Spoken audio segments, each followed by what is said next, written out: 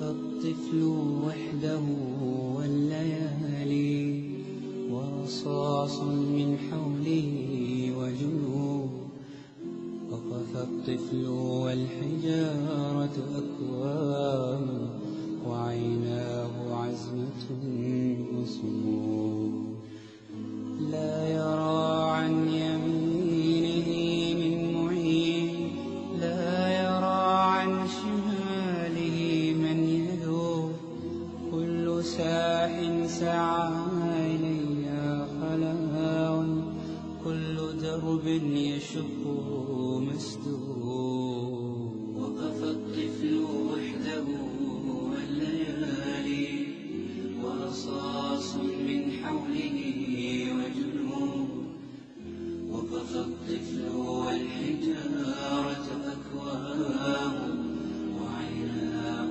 عزمة وصمود. I was around 8 years old and I first heard the word God, and I was outside playing, and the person said to me that God lives up in the sky. So I said, oh really, what does that mean?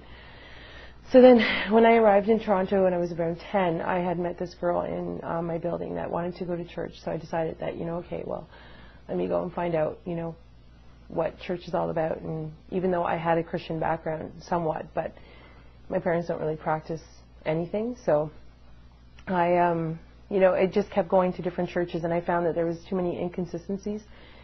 So I always had that need, to learn, to know about my Creator, if there was a Creator. So when I was around 24 years old, I was in school, and I had met this young man, and I also had met, he was a Muslim actually, but he wasn't a practicing Muslim. So I also had met a girl in my class that was wearing full hijab like myself, and she had a face covering on. So I had asked her, why does she wear that on her face? And it looked so strange to me, right? So I said, well, can you tell me why you wear that? And she had explained to me that in Islam, the beauty of a Muslim woman is something that is so honored and respected that we don't share it with everybody, so we conceal it. And it's also, backed up from the Quran that Muslim women have to cover. So I thought that was interesting. So then I said, okay, fine. I left it, and I had a relationship with this man at school. He was like a boyfriend. I was pregnant for the Muslim guy at school, and but he had left me. So I was now 5 months pregnant, and I was on the subway going to this new school. And from there, I looked up. I was sitting on the subway, and I looked up, and I saw Salia, the girl that I had met with the full hijab at school before. And I'm like, oh, I said, hi, how are you? And she's like, fine. And I said, where are you going? And she's like, well, I'm going to this new school. And I said, well, what one? It just so happened that we were both going to the same school now. We became very good friends, and I learned a lot about Islam from her.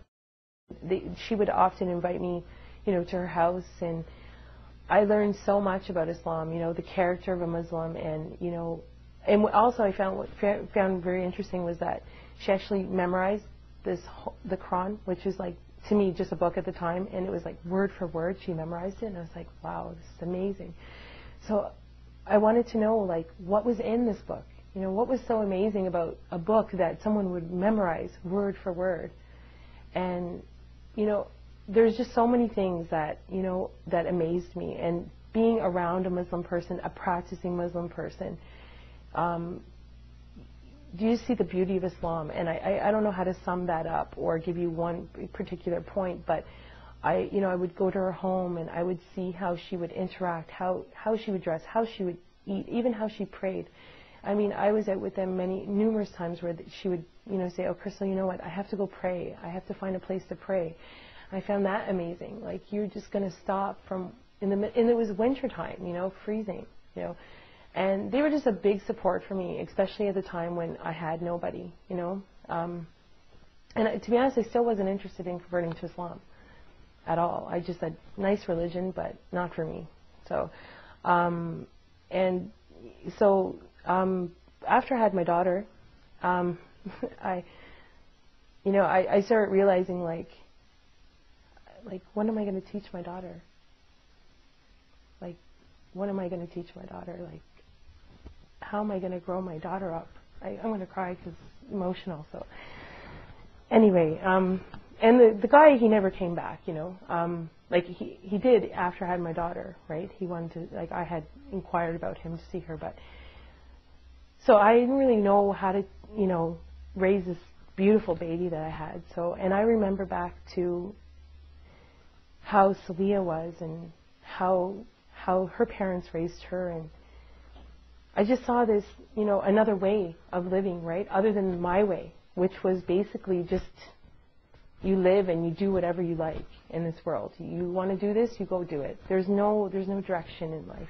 So I decided to look more into Islam at that point on my own, you know. So Celia now got pregnant and she started working at the masjid just not far from here. And I said, well, Celia, I'm going to pop over and, you know, every day, because I was home with my daughter, and I said, let me just come over and, you know, we'll talk about the Quran. I want to know more about it. It was hard. It was hard to find the concept of, you know, what is God. And from these experiences that I had at the masjid, I came to realize that there was a God. And, you know, one day I decided, you know, to go to the mosque. My daughter was 6 months at this point, and I was there and I was in the room, and, you know, like, I was serious. I really wanted to know about this religion before I converted, because I never was baptized before. I never had any, you know, conversion to any religion. So I wanted to find out, you know, really, was this for me, you know? And from there, I was there one day just, you know, like every other day, just visiting her in the office and talking about Islam and God and who He was and, you know, what Islam can offer me and my daughter. And so one day there was a funeral of a baby girl, and from there I just thought, life's so short, you know, like, you have to really make a decision about where you're going. So I converted that day.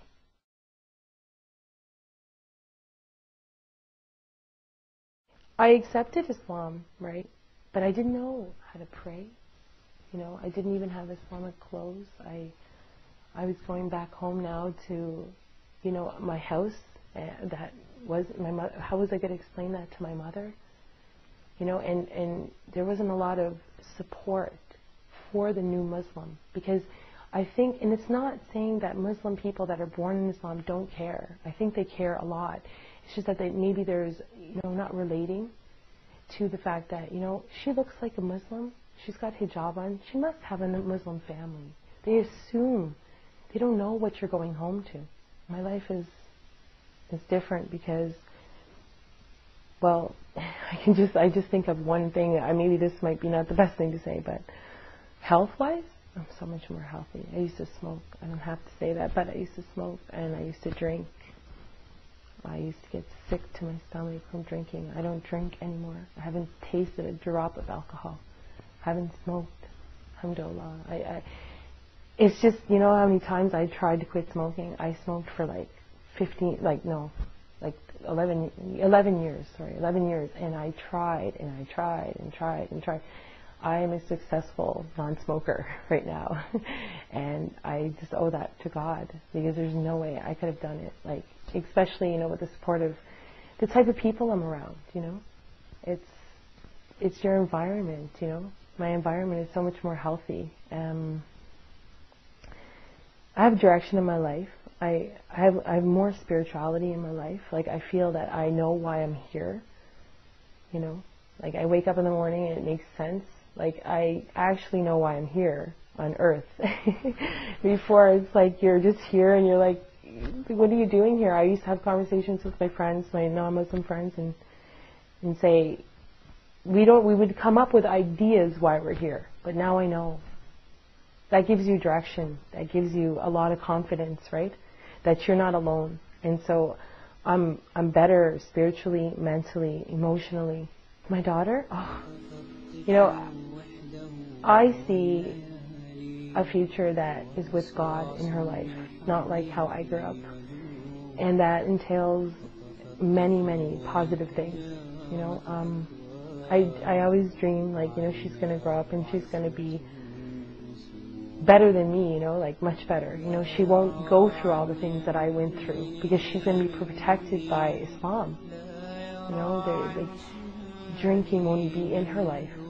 Having boyfriends, maybe having children without someone there with her, you know, like what I went through. You know, I want her to know the value of herself, and I think she will. Islam will teach her.